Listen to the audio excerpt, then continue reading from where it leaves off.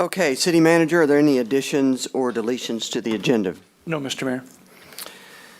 Okay, with that, I believe we have an introduction of a new employee. Rick? Welcome. Mayor, Commission, City Manager, it's my pleasure tonight to introduce our new Assistant City Engineer for the City of Paducah, Mr. Greg Giebert. He's a local young man, and if there's any questions you want to ask him, feel free to do so right now, but you'll be seeing him around our office quite a bit. You put him on the mic and put him on the hot seat. Welcome. Thank you. Thank you. Yep. Like Rick said, my name's Greg Giebert, and I'm just very excited to start here with Paducah and just be a part of the team. That's great. You and I have talked a little bit. Where'd you go to school? And I went to Southern Illinois, Okay. Carbondale. Yeah. Yeah, and my wife and I, we've been living in Paducah for almost 3 years now. Oh, wow. So, like I said, I'm just excited to join Paducah and be able to have an influence in the community. Great. Thank you. Thank you very much. I can't tell you how important our engineering department is, for the future of our city. And so I wish you a lot of luck. And Rick, looks like you got a good one. Thanks, sir. Thank you. Glad to have you.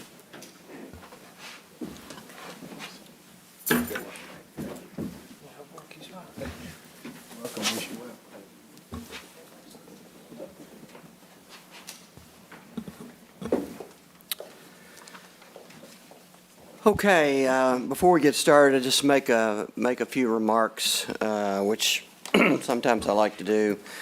I had a really good afternoon. Myself and Bruce Wilcox and Catherine Byers went and visited the Trans-Montane terminal here on the south side on the loop. For those of you who probably never thought about it, this is all the huge tanks of petro that's out there. And I had interestingly enough, I think Commissioner Guest brought it up to me. Somebody pointed out that a couple of those tanks were looking kind of ratty, when you drive by them. And so that kind of prompted me to, investigate more about them. So anyway, one thing led to another, and they invited us out for a visit, and it was pretty incredible, to walk around the place. It doesn't look very big, but it's a mile and a half. To walk all around the place, and they were pumping fuel into a couple of barges on the river, and the place actually pumps about 60 million gallons a year through the facility, and probably 90% of the gas that goes into this area gas stations, is pumped out of there. And they don't have a lot of employment there, but they pay a lot in taxes, and they go through. I just thought I'd mention this because when you look at those tanks, you wonder, they start to get old. That was right across the street, actually, from the recent fire that we had down on the loop. And but they go through a tremendous, meticulous process to I guess you'd say, regenerate those tanks. They have to go through a process where they empty them, they check them out every so often. They repaint the insides, check them all out, repaint the outsides. And the two tanks in particular that are looking kind of rough are tanks that they're not going to use anymore. And so we had a conversation about these tanks, and they're probably going to take them down. They're kind of balancing the price of steel, but they actually said that they'd be open-minded if we wanted to have some artists, maybe redo the tanks. So it was an interesting conversation. I think from my perspective, I always discover a lot of things when I get out and visit businesses that I don't know a lot about. So it was a very a very good visit. people are probably wondering, a little bit about why the 911 or sports complex is really not on the agenda for tonight. And that's because we are working through with the county right now the wording in our MOUs or memos, memorandum of understandings, which we're going to have one on both of those. So we're working through both of those. But with a little luck, we'll be ready in a couple of weeks at our next meeting to be able to actually talk about it and maybe even vote on them. So that's what I'm hoping. And I get a lot of, just thought I'd mention, this is something that, I get so much of this, I feel compelled to mention it, I guess. But, citizens reach out to me all the time. I don't know how everybody else is, but it seems like, there's people that are reaching out to me all the time that I don't know, never met. And they reach out to me by text. They reach out to me on Facebook. They reach out to me on Instagram. They reach out to me on Messenger. And of course, sometimes they just drop in, unannounced. But, I just got to say, I do get a negative here or there. I get a lot of positives, but most of all, I just get ideas. People think that essentially, if they've got an idea, the best place for it is to drop it on the mayor. And it's very invigorating to me. And actually, some of I get some really good input, really good ideas from this. And so I always answer these messages. I always encourage people to do that. It's very very enlightening for me, and something I really treasure a lot. So with that, I'll ready to move on to talk a little bit about the consent agenda. Just to remind everybody, items on the consent agenda are considered to be routine by the Board of Commissioners and will be enacted by one motion and one vote. There will be no separate discussion of these items unless one of our board members so requests, in which event we'll remove the item from the consent agenda and it will be considered separately. I did actually myself remove a couple items from the consent agenda once it was proposed, and I'll point those out as we get into them later tonight.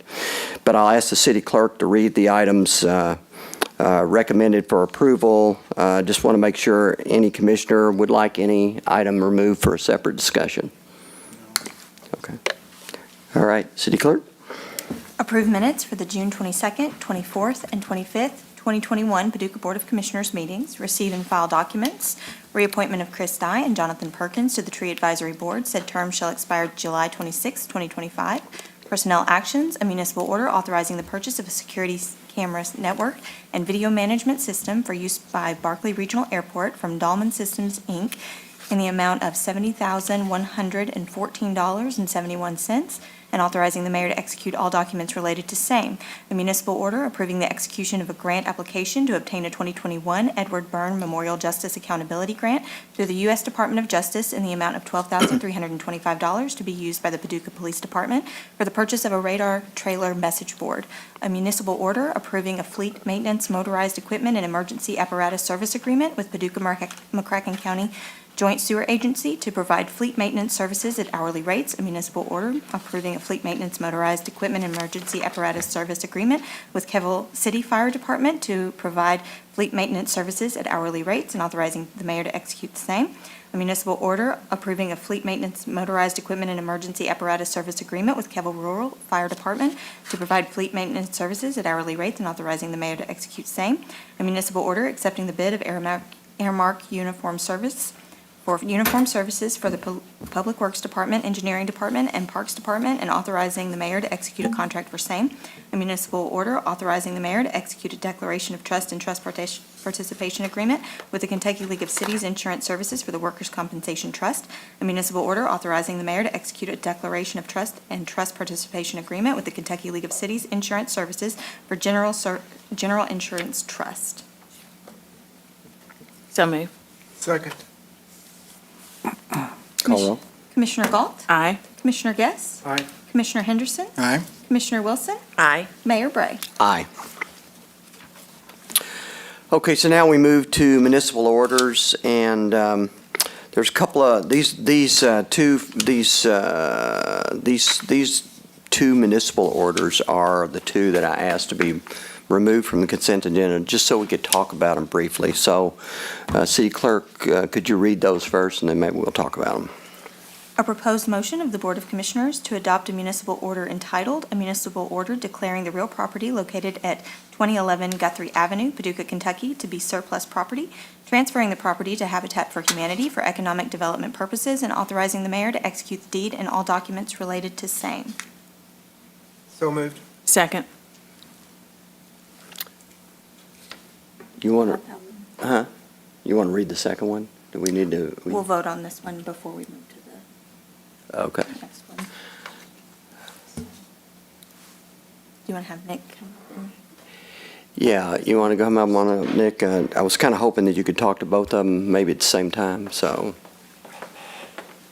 Thank you, Mayor, Commission, City Manager. We're proud to partner with Habitat for Humanity and Midtown Neighborhood Alliance to promote infill housing and provide safe and affordable housing to low to moderate income individuals and families. So these two properties, one is in the Guthrie neighborhood and the other one is in Fountain Avenue, just by the health park. So they're both planning on constructing single-family homes on these properties. So the reason I just wanted to, talk about it is because, I think neighborhood development is really important for the city. And I know that I've spent some time with Chief Kyle and Deputy Chief Greg Cherry, driving around looking at vacant properties in different parts of the city and, kind of just talking about places that we could develop. Places where there's an opportunity for develop. And these happen to be this municipal order and the one that we'll vote, that we'll read after this one. Two of our partners are Habitat for Humanity and the Midtown Alliance. Both of them, fill a different need. Midtown Alliance is probably the one that people are most aware of because of the work that they've done in Fountain Avenue, which has been fantastic. If you look at a lot of the redevelopment there, and so they continue to pursue opportunities to do that. Habitat for Humanity looks for opportunities. I've met with them. They've been down to see me. I can't remember exactly how often they build a home, but it's not very often. So when they get a piece of property, then they'll start constructing, and it'll take, a year. They may only do it, once a year, once every year and a half. And the reason I bring this up is because I think in the long run, we need to find more development partners. We need to find more people, who are interested in vacant lots. And, I'm not sure exactly how we get that done. People are reaching out to me from time to time. I like to get, when I can, get Nick involved in conversations. I think there'll be more of those. But, for us to redevelop larger parts of the city, with more volume, we're going to need to have more partners or bigger partners, or somehow, convince Habitat for Humanity or Midtown Alliance to start doing a lot more. And so I just think it's an important initiative for the city. I mean, these are two great examples of two community partners, but we need more. And it's something that, working with, our city manager and Nick, it's something that we're going to be looking for opportunities. So I just want to open it up for any of the other commissioners that might have a comment. I'm familiar with the Habitat for Humanity because of Leadership Paducah funding about a house and a half from them. House and a half. I think they have been building close to one about every year recently. And I know Brenda Langlos, I actually meant to call her and ask her to come tonight. And we should have probably brought Sharon here too as part of it because they were looking for property. And this is a great example of a really good partnership, strong one that we can do. So if we can help them by giving them surplus property, absolutely, let's do it because they'll put a family in that home with children in schools and neighborhoods. Right. Anybody else? No, I'm fine. Okay, thanks, Nick. Thank you. Appreciate it. You need, Roll call. oh, okay. Commissioner Call roll, Galt. please. Aye. Commissioner Guest. Aye. Commissioner Henderson. Aye. Commissioner Wilson. Aye. Mayor Bray. Aye. So you want to read the next municipal order? This is the Midtown Alliance. A proposed motion of the Board of Commissioners to adopt a municipal order entitled, "A Municipal Order Declaring the Real Property Located at 513 North 14th Street, Paducah, Kentucky, to be surplus property, transferring the property without compensation to Midtown Alliance of Neighbors for economic development purposes, and authorizing the mayor to execute the deed and all documents related to same." So moved. Second. Call roll. Commissioner Galt. Aye. Commissioner Guest. Aye. Commissioner Henderson. Aye. Commissioner Wilson. Aye. Mayor Bray. Aye. Okay, so the next municipal order is around stormwater infrastructure and the American Rescue Plan Act funds. Why don't you read the municipal order? A proposed motion of the Board of Commissioners to adopt a municipal order entitled, "A Municipal Order Formalizing the Paducah City Commission's Intention to Allocate $4 million of the American Rescue Plan Act funds towards stormwater capital improvement projects in the City of Paducah." So moved. Second. Can we talk about that now before, oh, okay. Jim, you want to? I sure will, Mr. Mayor. Yeah, thank you. Basically, what this action does tonight is it actually allocates, as the municipal order says, $4 million out of the $6.4 million plus that we are supposed to receive from the Department of Local Government passed to us through the U.S. Department of Treasury. So basically, that first tranche, as they call it, or first check, should arrive this week. So we should have cash in hand for half of that amount this week. And a year from now, we'll get the second tranche, or the second check, if you will. So basically, it's not all coming on one time, but it's going to be coming over a 2-year period. We have until 2025 to expend the monies out. And there also is annual reporting that goes along with that. So this right here will allocate $4 million of the $6.4 million, so there's still more money to utilize for other qualified projects. Did you have something? No, I just said, okay, that's No. great. So one of the things I wanted to point out was that, the American Rescue Act, there was a lot of bells and whistles, a lot of hoops you had to jump through to make sure that you could spend the money on the right project. But stormwater was clearly designated as something where we could spend that money. So it just seemed like the logical thing for us to, move in this direction, because I think all of the commission, last year during the election, we've all heard a lot about stormwater. We have an aging stormwater infrastructure here that in the long run somehow has got to get addressed. There's a stormwater plan that's out there with designated projects that we really haven't gotten started on. So this is a way for us to, as I see it, get started in a couple of important areas that really need our attention. It's a little bit of the finger in the dike because there's a lot more that needs to be done in the long run. And when I say long run, the next 10, 20, 30, 40 years, at some point in time, there's got to be a significant amount of money spent on our stormwater infrastructure. But this just seemed like a way to really get jump-started with the project, and also, let our citizens know that we understand stormwater is an issue.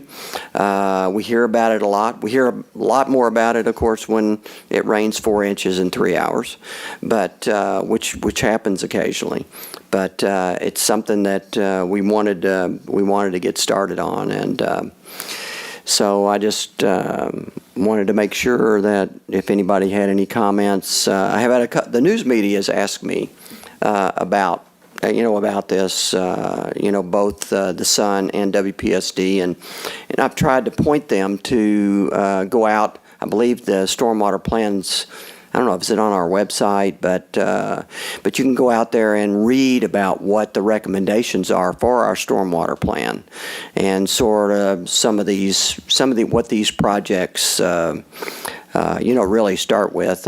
Rick, would you want to come up and maybe just talk a little bit about the first couple of projects, overview, real high level? Would I? Actually, your next two items. We can just go right into those next two items, Mayor, if you want to vote. Sure. We'll talk about those things right there and go from there. Okay.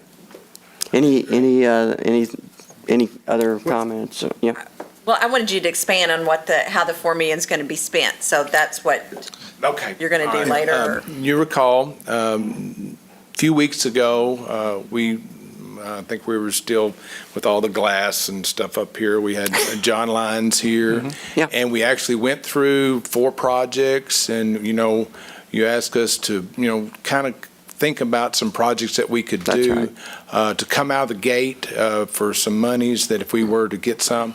And those included Cross Creek, Crooked Creek project, a project over on North 14th Street, and I want to say, over on North 14th Street area, and then also around the branch where we have some flooding problems. So we brought you 4, and they total like $1.8 million, and then we're looking at some work that we're doing in the North 24th Street area, and I want to talk about those with that, so it kind of ties all those things together. I have some photos and some things that folks at home can relate to for, some expectations on that. But when I was looking at the agenda tonight and I saw this, I'm like, we couldn't have planned that any better, and that's just out of pure coincidence that those. No, it's not. I planned it that way, Okay, Rick. fine. Okay, you get credit for that. But no, I'm like, I was looking at that, I'm like, awesome. This is awesome, because we're not in the barn on this project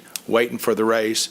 We're at the gate, and we're waiting for that to open up, and these projects are ready. I mean, these projects are ready to start hitting hard, and they're already on the table. So we're gonna spend this money easily by 2025, unless some permitting agency gets going on us.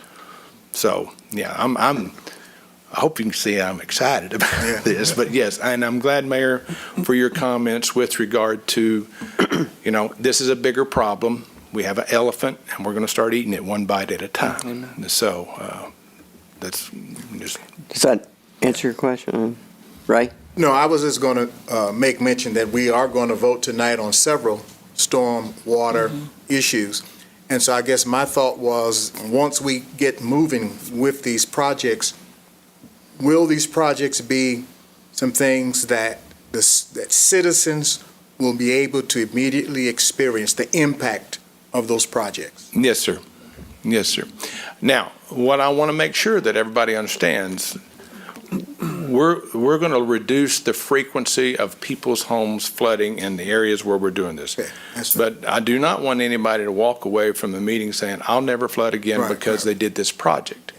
We talked about return frequency, like how intense is the storm? Mayor, when you say a 4-inch per hour, 4 inch in 3 hours, a lot of these projects are not going to solve those problems. Yeah. And that's But what I guess I'm getting at, so people will know, again, like you said, that it's not going to just stop their flooding, but it will decrease Reduce the the frequency. frequency. Yes, sir. Okay, and that's what I'm getting at. Yes, sir. Anybody else? We good? Visible improvement, that's the key, I think. I'm sorry. It's a visible improvement. I Right. think that's the key. Okay. City Clerk, call roll. Commissioner Galt, Aye. Commissioner Guest. Aye. Commissioner Henderson, Aye. Commissioner Wilson, Aye. Mayor Bray. Aye. Okay, City Clerk, you want to read the next municipal order, and this, Mr. Murphy's just stay up here and talk about this. A proposed motion of the Board of Commissioners to adopt a municipal order entitled, "A Municipal Order Authorizing the Mayor to Execute a Deed of Conveyance and All Documents Necessary to Acquire a Portion of Real Property Located at 701 and 702 Oakcrest Drive as Public Utility and Drainage Easements as Required for the Buckner Lane Bridge Replacement Project." So move. Second. So you want to talk about this one, Rick? Yes, sir. We're leveraging several sources of money. You'll recall that we got about $438,000 from FEMA to replace the bridge. We had a much larger goal here because of our Crooked Creek concerns with floodwaters and things going on in that neighborhood. This project where you're actually buying some easements is in preparation for that bridge replacement. But we were only doing a portion of that project because we only had a little bit of money to replace the bridge from FEMA. Now this $4 million, we can tag on to this, and now we can solve the entire problem from, the project actually goes from Hanson Road to Pecan Drive, where we can fix that corridor. If you're familiar with Oak Crest, there's a bridge at Oak Crest that ties in. The guardrail is all tore up where everybody tears the side of their car out. We're going to address that entire ditch, and these easements, these public utility easements that are coming up, makes way for that, and that's in design. We look to bid this job in February and go to work in the spring. So that's the entire, that's the Buckner Lane bridge replacement plus improvements of the drainage there. So we look to bid that in February, which is the prime time to do that and get to work in the spring. I told you we was coming out of the gate running. Okay. Everybody good? Call roll, please. Commissioner Galt, Aye. Commissioner Guess, Aye. Commissioner Henderson, Aye. Commissioner Wilson, Aye. Mayor Bray. Aye. And please read the next municipal order. A proposed motion of the Board of Commissioners to adopt a municipal order entitled, "A Municipal Order Authorizing the Mayor to Execute a Deed of Conveyance and All Documents Necessary to Acquire Real Property Located at 2416, 2420, and 2540 Barnett Street, and 2364 South 24th Street in the amount of $34,500 to create an overflow stormwater detention area along Cross Creek."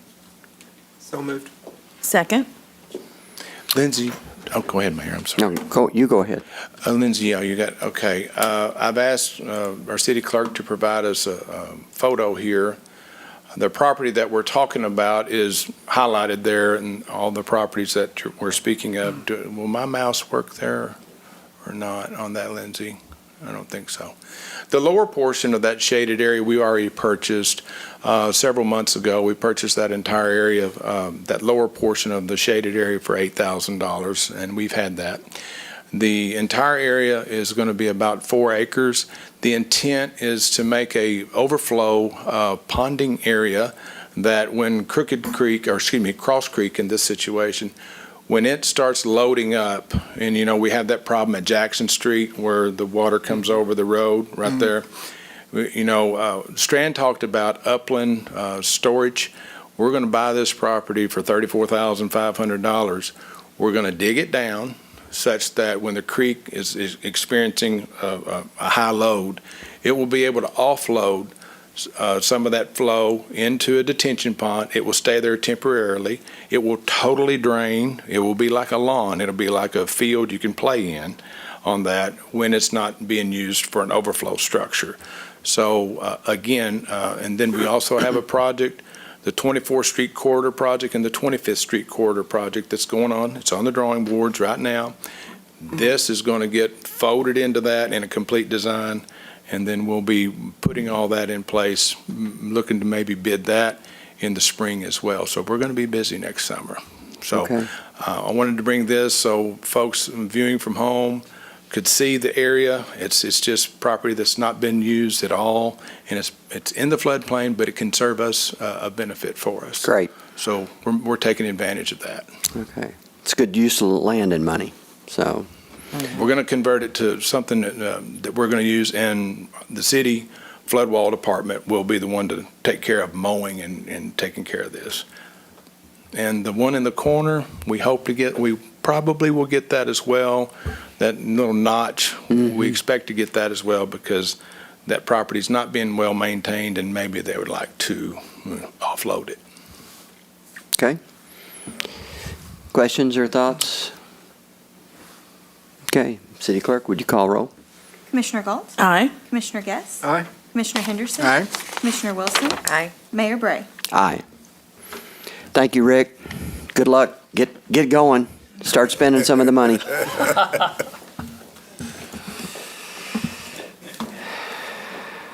Okay, the next municipal order is another municipal order that I asked to be called off the consent agenda simply because of the amount of money that the city's spending. So it's $1.1 million, and I just thought if the city's spending that kind of money, that it's something that probably should be voted on outside of the consent agenda, for more visibility for folks. So would you like to read the order first? A proposed motion of the Board of Commissioners to adopt a municipal order entitled, "A Municipal Order Authorizing the Finance Director to Pay Kentucky League of Cities for Workers' Compensation, Liability Insurance, and Property Insurance Coverage in a total amount of $1,188,408.13 for the City of Paducah, and authorizing the mayor to execute all documents related to same." So moved. Second. Okay, great. Stephanie, you want to tell us about it? Sure. The insurance renewal with the Kentucky League of Cities came in at the following amounts.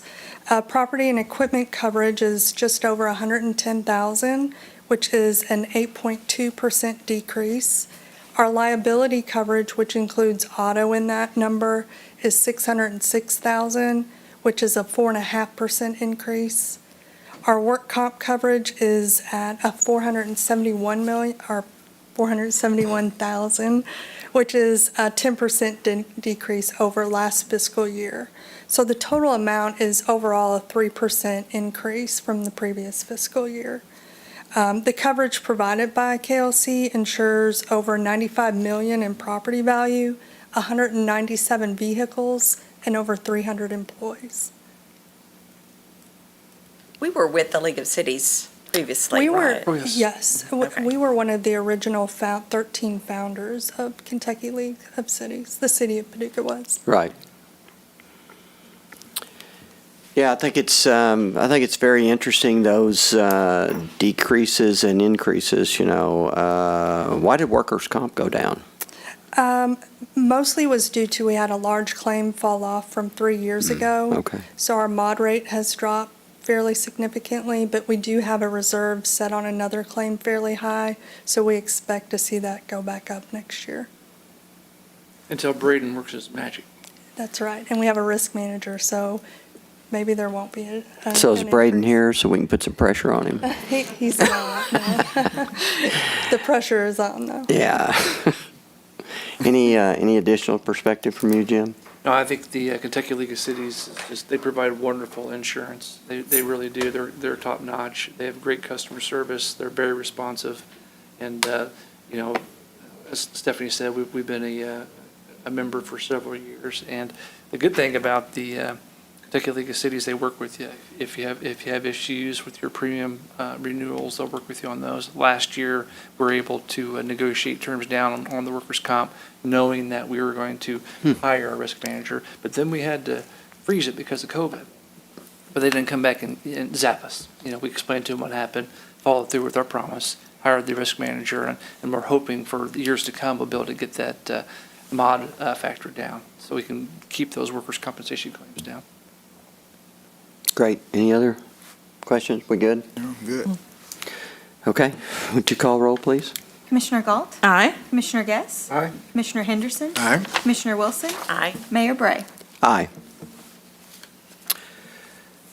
So this next one's pretty important for all of us. We all know that Jim's leaving us soon, and we've been in a search for a new city manager. We found one, and we're getting ready to execute the employment agreement tonight. So we'll let Stephanie, you can stay up there, but let's read the municipal order first. A proposed motion of the Board of Commissioners to adopt a municipal order entitled, "A Municipal Order Approving an Employment Agreement Between the City of Paducah and Daron Jordan for Employment as City Manager, and authorizing the mayor to execute same." So moved. Second. So this has been a long time coming. You want to give us some perspective on this, or? Absolutely not. Go for it. My first comment would be, I'm standing up here, but this was such a group collaboration. So. There was a lot of effort put in by a lot of people. It was a real team effort. Darren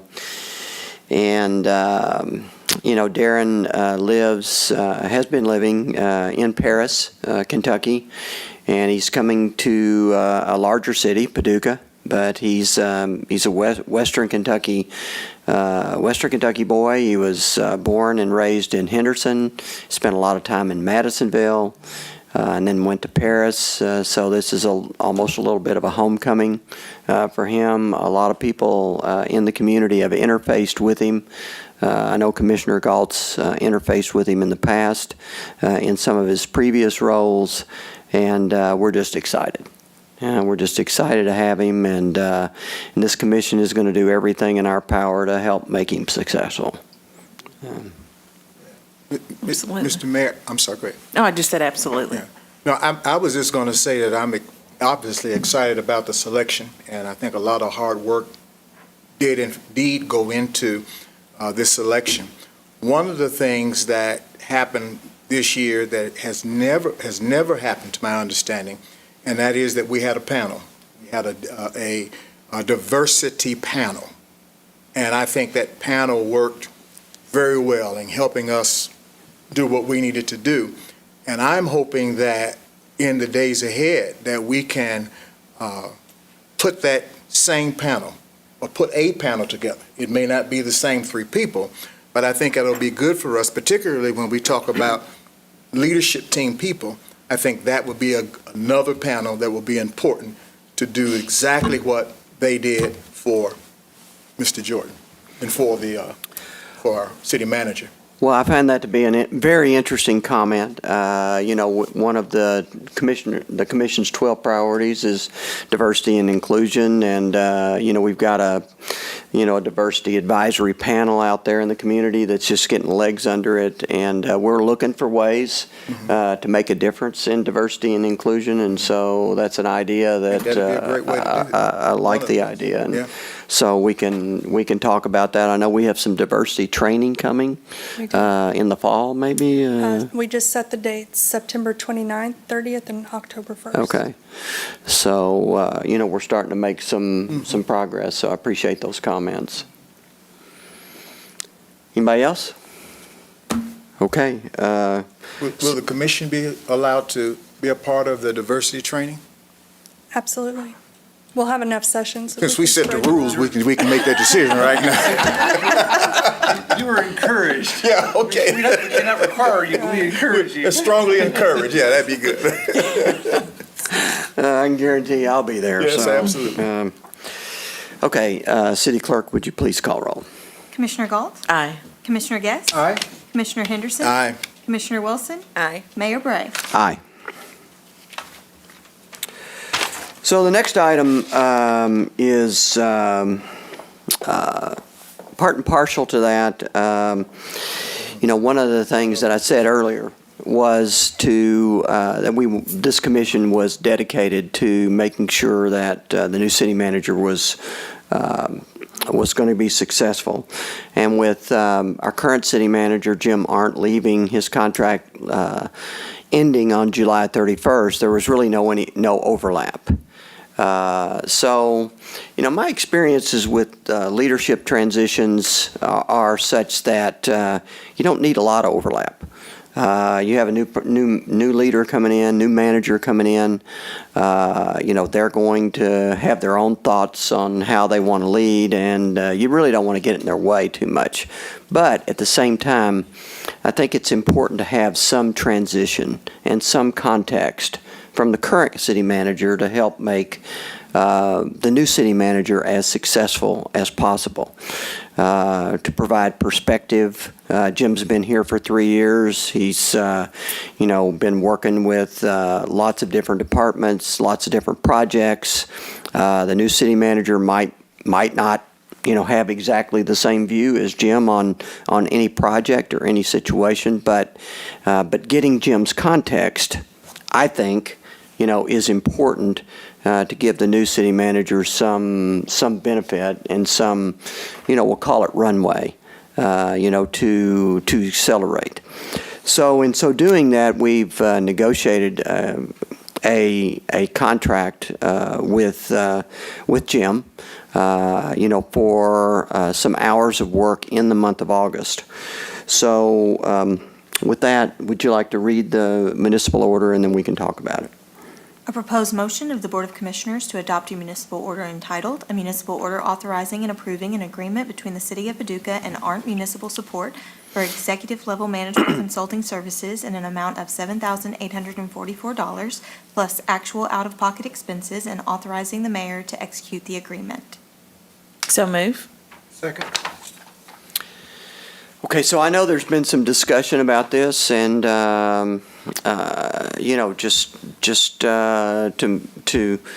know, I said what my thoughts on why I thought it was a good idea, but I want to make sure, I mean, the commissioners have had, plenty of time to think about it. It's been shared with them ahead of time. Just want to make sure that if anybody's got any thoughts, that we have an opportunity to talk about them while we're together. So. I'll start off. I'm excited. I know Jim's excited for our community, and we're all on the same team. And I was just a little concerned that maybe we were pushing Daron to take, but I mean, Jim has 3 years of valuable experience. I mean, I'm excited and I have no doubt that if Daron, Mr. Jordan called you, you would give him whatever, and, we don't want to take advantage of you in any shape, form, or fashion, and. Oh, we're not taking advantage. I know. I'm saying I have no doubt that you would answer any question next month, 6 months from now, whatever. I mean, because you're a good person. You're a good egg. So that's, but I've thought about it all afternoon, and I appreciate you bringing it up, and, Yeah, I think, just thinking about it and talking about it, it's, I think, Jim moves from a leadership role to a consulting role. Mm-hmm. And so he's going to provide perspective, but it's somebody else's, it's not his, it's not his decision any longer. It's somebody else's. And so he becomes somebody who's providing, context to help a new person, really understand the whole situation, the background, the context. That's the way I see it. that's important. I would agree. My only concern was I didn't want it to read to the leadership team or even the community that we felt like Daron needed any hand-holding, because I think he's fully capable of the job and will do a great job, but we have so many things that are going on that you have to have the context for. Absolutely. And I know you'll be a great resource for that, and appreciate it very much. And I know that Daron will find his own way. He'll create his own relationships and all those things. But at the same time, he can reach out, and I think that it'll be a win-win for everybody. Okay, anybody else? We all good? Okay, City Clerk, please call roll. Commissioner Galt? Aye. Commissioner Guess? All right. Commissioner Henderson? Aye, I'm just messing. Commissioner Wilson? Aye. Mayor Bray? Aye. Thank you. Notice I didn't hesitate. So.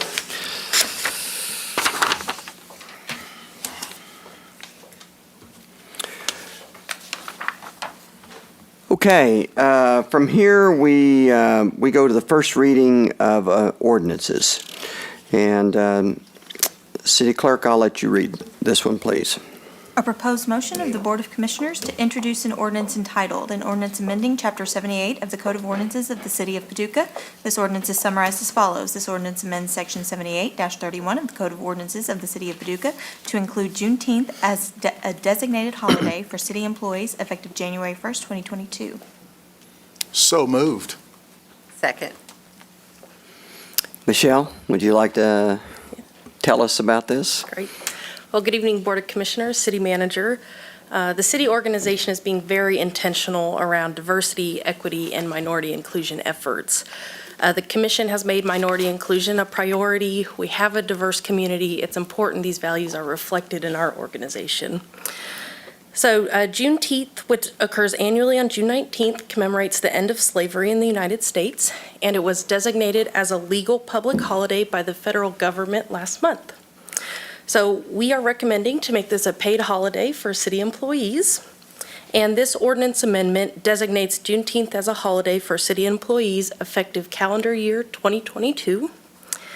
And it will also be available to those employees covered under collective bargaining agreements.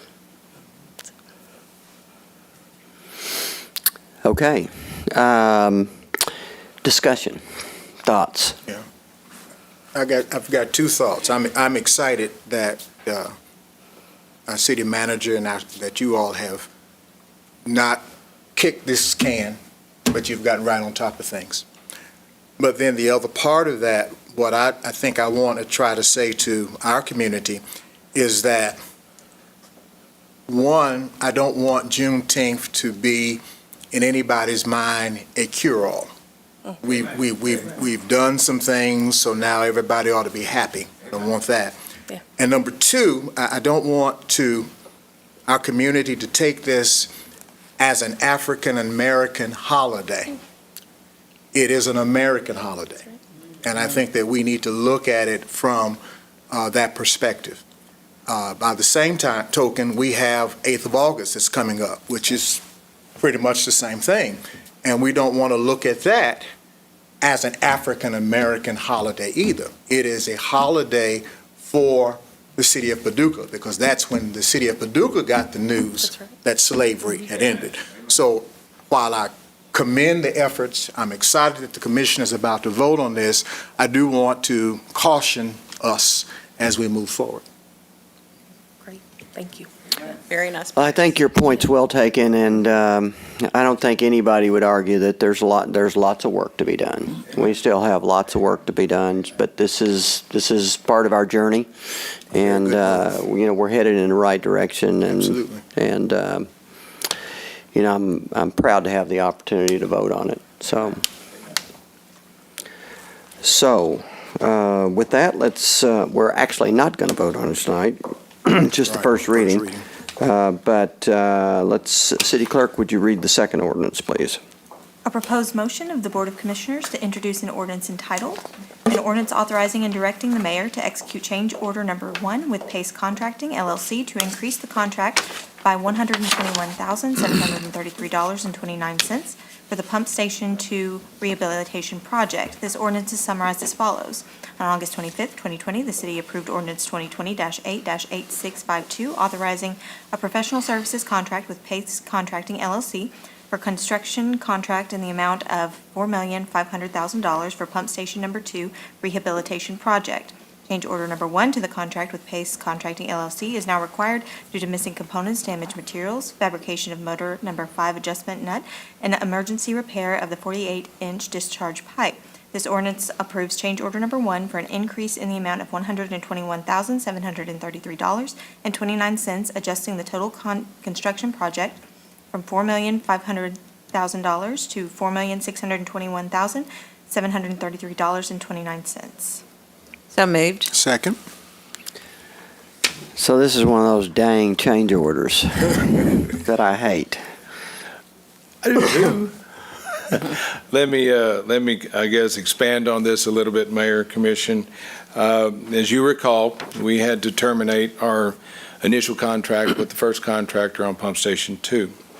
We also engaged their surety company, which says, hey, we're going to back up this contractor. If he don't perform, then our company will provide you monies to complete the project or any, deficiencies that they may have left. The first proposal on this, proposal number 6, is $88,000 worth of materials that were either neither there or they were damaged on site at the time that our contractor showed up, or the new Pace contractor showed up. So upon discovery of that, we're saying, well, we have to have those materials to complete our project. So again, we discovered that. The next is proposal 7, whereas when we took the pumps out, there's a big nut, and you've all worked on something, a little nut and bolt. Well, this nut's about the size of, this big around, that actually supports the pump itself. And for some reason or another, when they took the motor off, that nut was lost. And so we had to actually disassemble the pump that we had, or disassemble the motor we had, to take the nut off of that and take it to a machine shop and say, machine shop, make us another one of these, so we can have that to replace the one that was lost.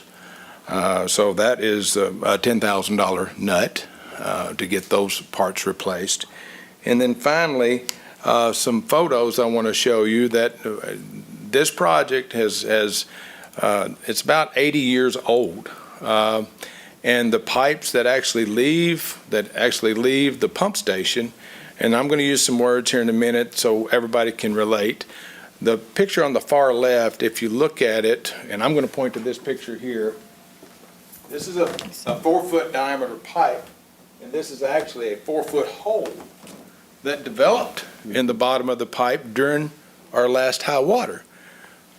Soil and everything was being pumped out behind that flood wall. You see the soil that's disturbed behind that. And as this pump was running, it was doing hydraulic mining. Just the water was just moving material. We were actually open to the river at that time. That's a flap gate. Those things, big round things that are on the wall, that's called a flap gate. Well, when the pump shuts off, that flap gate closes to prevent water from backflowing. Well, for that big hole, the flap gate's doing no good. It's coming right back in. It could come right back in on us. So we had to do an emergency repair. And upon discovery of that, actually, I was going down there to ensure that those flap gates were made in America because that's a requirement by American. And then I looked and saw this hole, discovered the hole. So we said, water may come back on us. We got to fix this hole before the river comes back on us, so emergency repair. And during the emergency repair, now you've noticed this one, this is the pipe, that pipe, or this pipe, right behind that flap gate. Within 10 feet behind that, that's that giant hole. It's a 60-inch pipe. While we're repairing that, the repair of just putting the fill in actually blew out the pipe next door to it. It broke this pipe. The wall thickness on those had deteriorated so much, it couldn't even withstand the soil pressure on it, and it just pushed it in. So then we had to fix the other pipe too. So that was $21,000. Now, our rationale on this is that had our original contractor performed the way they should, we wouldn't even have this problem because this project would have been done long before we ever had this problem.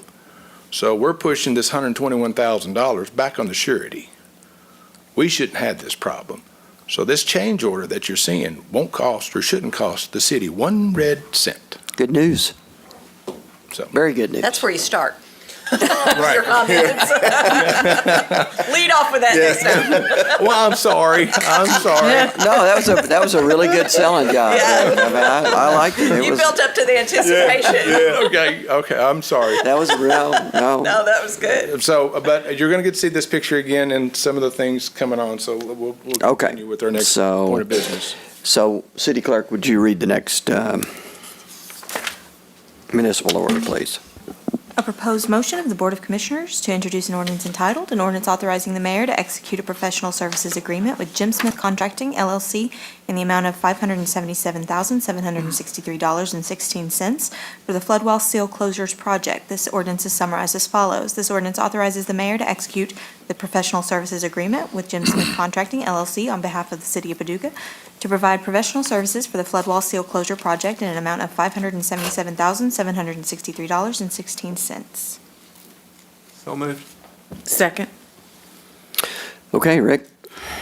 You may be wondering, what's a seal closure? Okay, a lot of times when the river's coming up, everybody's always asking, when are we going to put the floodgates in? Well, basically, a seal closure is a flood wall opening that the big gates go in. Lindsay, please. This particular gate is one that's down by Midwest Terminal. It's an old railroad opening. A lot of our river industry was served by the railroad back in the mid-40s. And we have, originally there was 57 openings in our flood wall, and now it's down to 47. And so for every opening that you have, that's an opportunity for failure. If you're thinking about high waters and floods, for every opening there's an opportunity for failure. And we have 47, of which about 12 to 13 are no longer needed or they used because the river industry has changed. If you're old enough and living around Paducah, you remember an old coal tipple around Ohio Street where people used to go get coal to heat their home. And there was a place to come in and a place to come out to keep circulation. and river industry that depended on it. We are actually going through this process of closing, permanently sealing 11 gates, and then also going to raise the sill onto the bottom of it. We're going to raise it up. So that means it moves it further down the line in the installation of the gate. The higher the sill, that means it's that much ahead of the river, and we would not have to put it in as often on that. So we're going from 47 gates to 36? Yes, sir. Did I understand that right? Yeah, so and that also helps us in the long run. If you go to the next picture, that's what one looks like. You know, we've all seen this, we don't realize it, but that's actually in the parking lot of the convention center. Mm-hmm. And that was an old opening that was serving the terminal a long time ago, no longer needed. And a lot of the places like Ingram, Crounce, a lot of our river industries have those openings, and they say it would be great to close those because we don't need them. And with MARSEC rules, the better the security, the better it is for us. So all of our business partners are excited about this happening because it helps them with their security as well. So there's one over there by the Carson Center Washington Street. that they asked me about. I've been asked about having it open back up. Is it on this project No, too? it is not. Is it just going to stay closed No, though, or- we can remove that gate, Commissioner Wilson. We were having to put these things in so doggone frequently, and we put them in 18, we put them in 19, and then we almost put them in 20.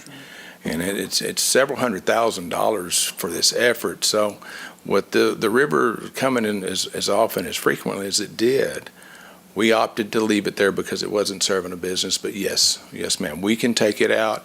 And as a matter of fact, as we maybe project or further trail projects, we can actually use that opening to bring our trails down the riverfront and come out behind the Carson Center and proceed to the south side of town. So we're intentionally not sealing that permanently, but it's just been in place. It's a big gate. It's our second largest gate in the system. But Why- Did you just talk to them about it? yes, we can take it. Yeah. Why do they want it open? I think it's part of the view. They've expressed that they have a better view, the building, I think the Ingram room or some of those rooms that are Okay. back there in the back. Okay. They have a better vista of the river without the gate being there. Okay.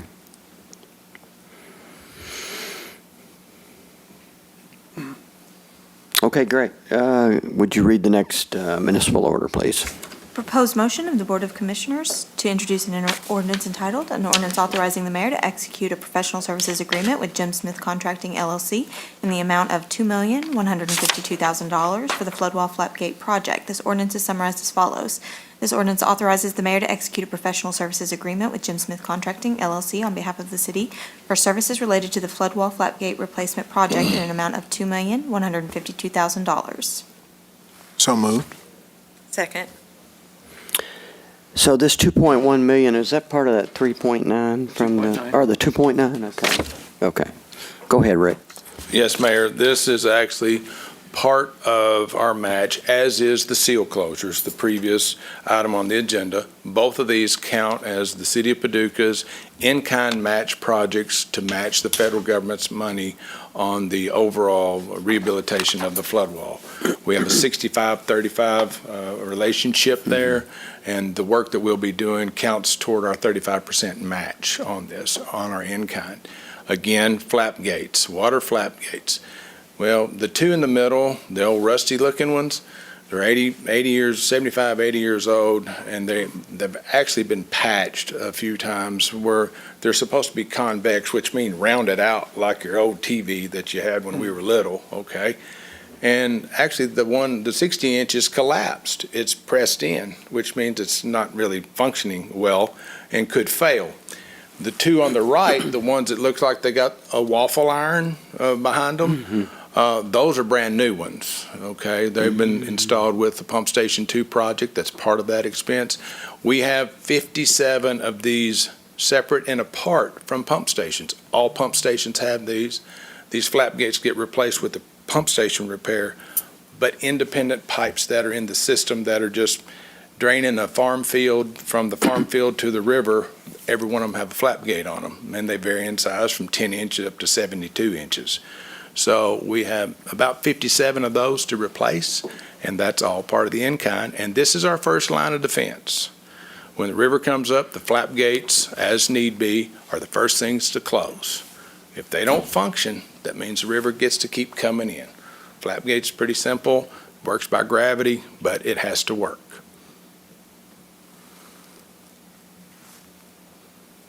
A lot of money for flap gates. It is. And I love that name, flap gates. Thoughts, questions? Okay, I think we're good. Thank you very much, Rick. Thank you. Appreciate it. Good job. Actually, you get to stay up here. I know. Here, we're going to have a discussion, put Rick on the hot seat a little bit, talking about paving. It's entitled Historical and Upcoming, and I'll set it up for you, Rick. The community reaches out to the commissioners pretty frequently about, when's my street going to get paved?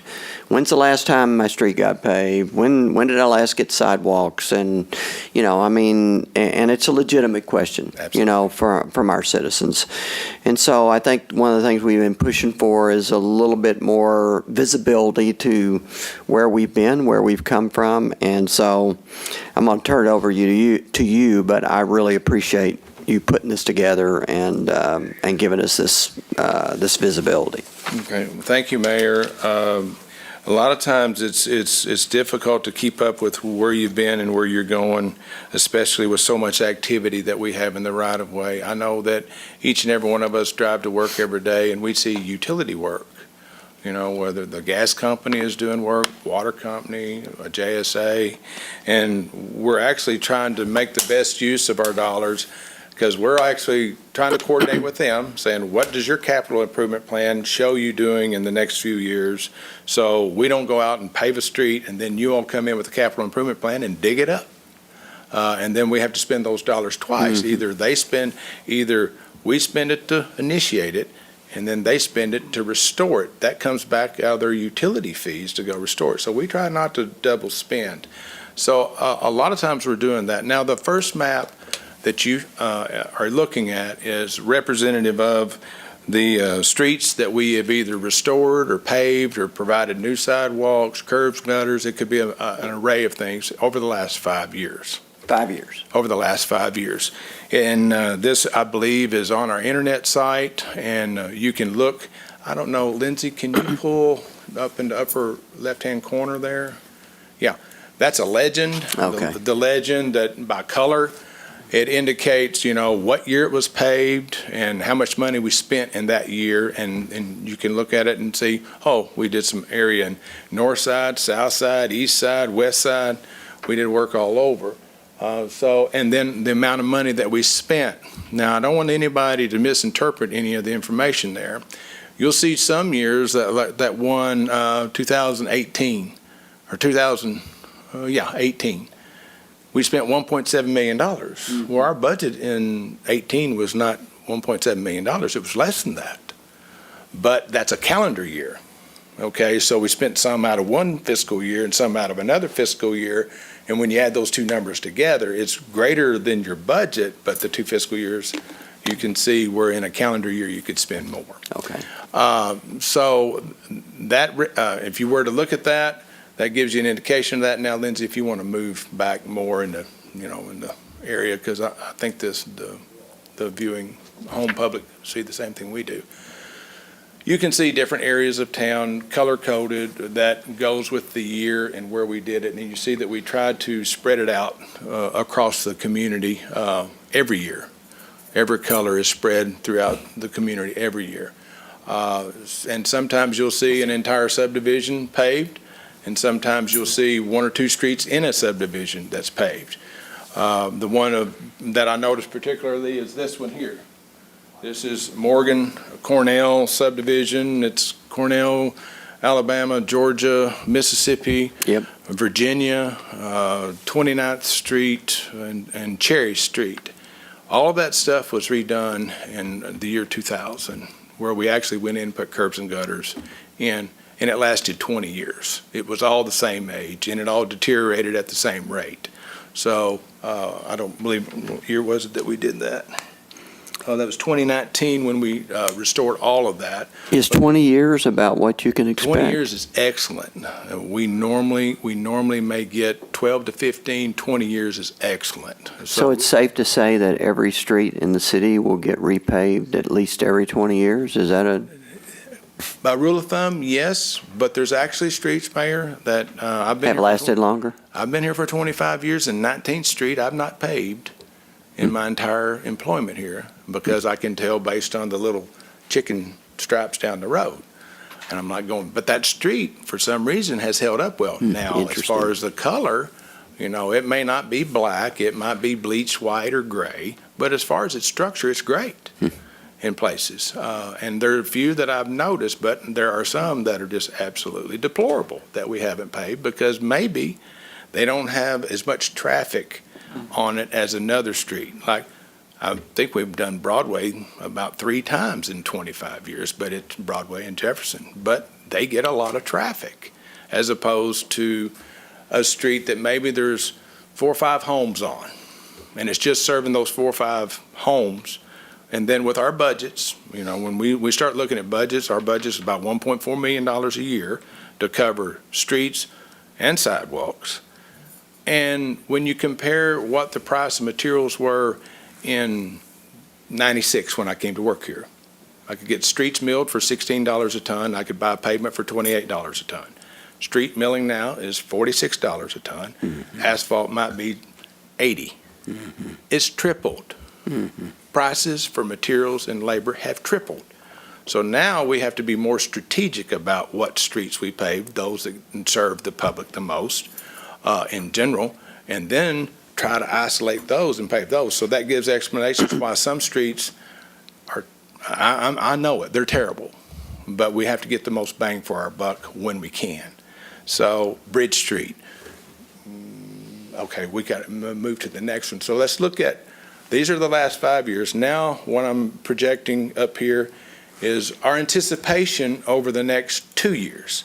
And I'm looking at about $2.5 to $3 million of expenditures to rehabilitate several of these streets. And some I might bring to your attention. Adams and Clark from 25th to 28th Street.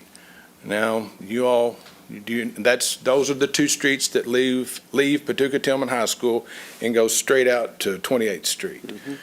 They don't have any ditches. They don't have any curbs and gutters, but they do have storm sewer inlets, because during WPA, they were supposed to get curbs and gutters, but the money ran out, and it didn't. We're looking to put curbs, gutters, sidewalks, all that in and around the school for safe walks to schools. Okay, right now, folks walk down the road to go to school. If they need to walk to the hospital, you see the hospital. Our 25th Street corridor is not even shown on here, nor is our 24th. Neither of those are shown on here because they're separate projects. They're not being paid for out of our street resurfacing and rehabilitation dollars. Bridge Street. Lindsay, you want to? Wish it was a touch screen. I'd make it go over. This way. That way. The other direction. Bridge Street over here. There we go. There you go. Coming from Irvin Cobb to Broad Street. That project is currently underway. We're about, let's say, 40% done. We have all of the curb and gutter on the northeast side complete. We're working our way back from the bridge to that, and we expect to complete that project October of this year. And some of these other streets, Walter DeTon, where we've extended Walter DeTon out to Caldwell, we had a sea of asphalt. So we went and took some of that asphalt up, because there's no sense in putting asphalt out there that nobody drives on. So we put a median out there that can be a grass median. We can plant some trees and not have to necessarily worry about paving something that nobody's using. So we are employing a lot of those techniques, and also helps us with stormwater. And every time I mention a street where we're adding curbs and gutters, we're helping our stormwater problem. We are helping our stormwater problem, because every time there's a ditch and that driveway pipe, that's a place for leaves and debris to collect. And when the big rain comes and that's not cleaned out, if just one stops up, it affects an entire neighborhood. But if you have curbs and gutters, and you can run a street sweeper down it, our stormwater will improve on those things. So when we spend money in street rehabilitation, we're actually helping our stormwater effort as well when we are adding curbs and gutters, because the infrastructure is there to receive it. Lindsay, you want to zoom out just a little bit? Now, okay, there's one thing I'd show up there, Noble Park. Can you just, looks like a backward C, a dyslexic C. Okay, when you drive out to Noble Park, the roads inside Noble Park are just as much of our transportation network as anything. And we try to take care of our parks as well. If you were to go out there and drive from the tennis court, the new parking lot at the tennis court, and traverse around until you come into the intersection of the three-way stop back there in the back of the park, you're going to notice that road is in deplorable shape. We're actually going to go in and pave that around there. And then I've talked with Amy. We've actually driven through there and said, we have some ditches over here that just stand full of water. I don't know why they're here. And if we fill them up, they won't stand full of water. We can mow them. We won't have mosquitoes. But I think I know why they're there. I think because we don't want people driving off the park road and drive out onto the lawn. Because I remember as a kid, when I was 16 years old, get a can of wax and go out there and drive off in the park, get under a shade tree and start waxing my car. But overall, it'd be helpful if we could go fill that in. The dirt that may come out of the 24th Street, we're going to have a lot of dirt we're going to need to get rid of. We may bring it out here and spread it out in the park and plant grass on it and make it look better. So, a lot of... It's great information, actually. So I had a question. How do we just physically drive around and look at streets and determine, this needs paving? I mean, is that... Both. Well, yes, is the answer to that question. But also, we have what they call a PCI. It's a Pavement Index, that you go out and you evaluate streets ever so often, and you plug it in this index, and based on its score, it gives you an indication of what needs to be paved. But we don't rely 100% on what the PCI index might come up with, because we take those technologies and we use that, and then we compare that with visual and then traffic, and say, you know what, even though the computer says to do that, we might need to do that based on the computer, but physically this needs more attention than what the computer might tell us. Well, I don't want to take us down a black hole, but there are areas of the city, where we don't have sidewalks. Absolutely. And people reach out to me consistently, saying, when might I get sidewalks? It's been a long time. I mean, and so I'm, I don't want to get into a big long discussion about that tonight. But evaluating that and determining if it makes sense and should it be budgeted for, is something that we need to have thought about. I think in the long run, and there may be reasons. I mean, there's there's one street over. Is it Clay Street that goes down toward Carson Park from 21st? One of those streets right in there. Mm-hmm. That so I don't know. That's something that in the long run, I think I think we need to think about long-term planning. And Mayor, I couldn't agree with you more. I mean, those streets that you're talking about are what I refer to as the presidential streets, going from, Monroe, Madison, Harrison, Clay, as you're working your way over to Park Avenue. From 21st Street to 28th Street, we have great neighborhoods, and they have ditches out there, and they're all set up with stormwater inlets out there. And to go out there and be able to extend the curb and gutter network, and I try to do what they call connect the dots. If I got curb and gutter on this and I got curb and gutter on that, I want to connect these two streets and kind of build that out so that the network actually works. But I want you to remember a number: $90,000 a block.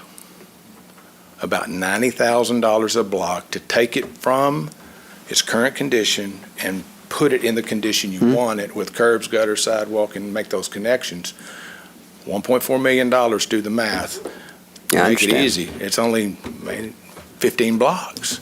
Look at the number of blocks we have here. It becomes a management thing. Yeah, I understand.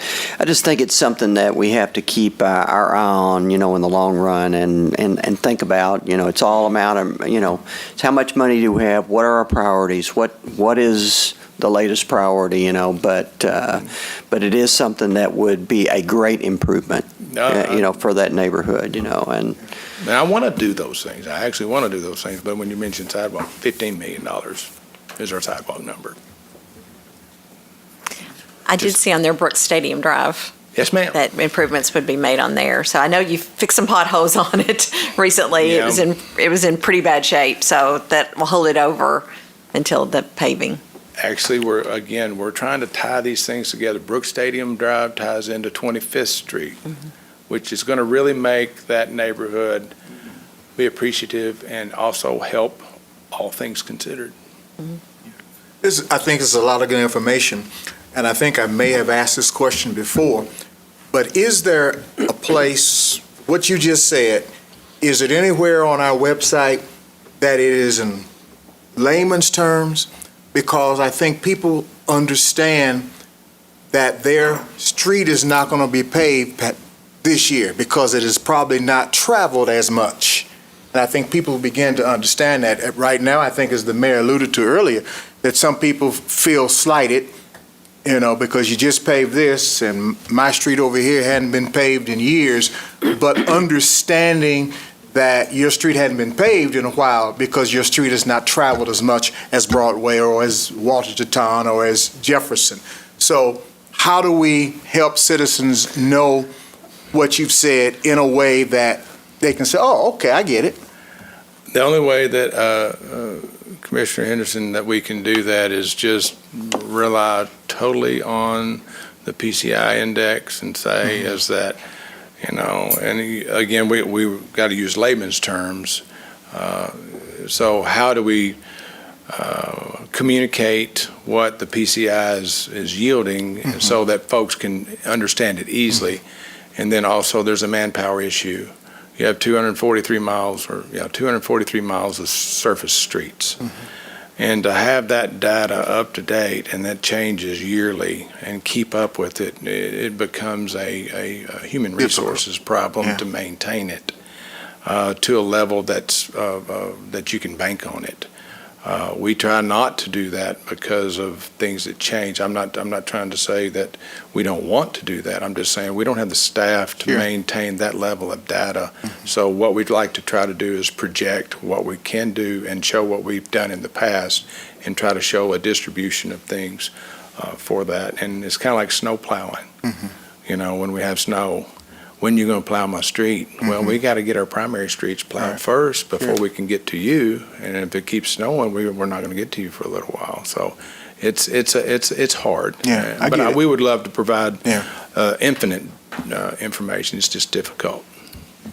I think, I appreciate your comments. I mean, I think, people are looking for information, data, and you say we don't have the staff to, to keep that, but and I agree, but it's still something we need to think about. We need to think about how to communicate where we've been with streets, and I mean, I could come up with my own little color coding, of streets who've, they've been paved in the last 5 years. These have been paved in the last 10. These, that sort of thing, but so it's not a discussion for tonight, but it's certainly.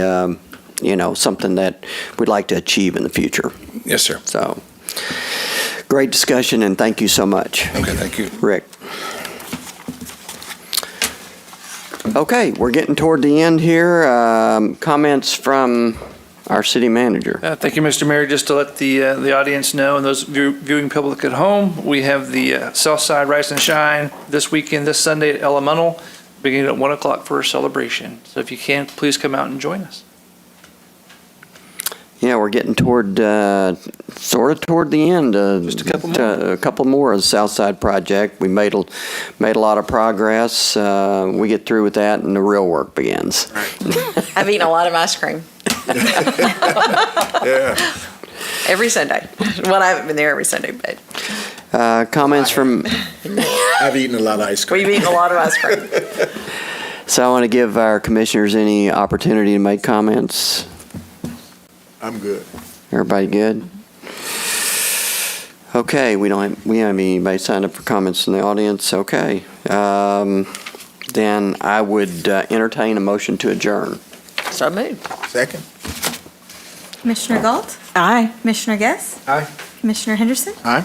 Commissioner Wilson, Aye. Mayor Bray. Aye.